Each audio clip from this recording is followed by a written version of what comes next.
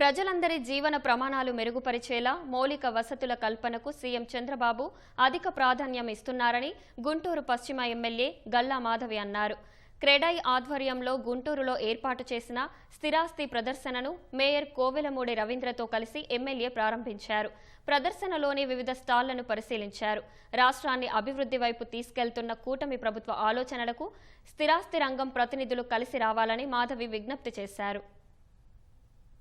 ప్రజలకి మంచి ఇన్ఫ్రాస్ట్రక్చర్తో ఒక మంచి జీవన విధానాన్ని అందించడమే లక్ష్యంగా గౌరవ చంద్రబాబు నాయుడు గారు ఎంతో కృషి చేస్తున్నారు. హ్యాపీ హెల్దీ ఫ్యామిలీగా ముందుకు వెళ్ళాలి అని చెప్పి ఆయన చేస్తున్న కృషిలో భాగంగానే ఈరోజు వెల్దీ ఫ్యామిలీ అవ్వాలి, లైఫ్ స్టైల్ చాలా బాగుండాలి అని అంటే ఆ ప్రాంతంలో ఉన్న ఇన్ఫ్రాస్ట్రక్చర్ చాలా డెవలప్ అయి ఉండాలి.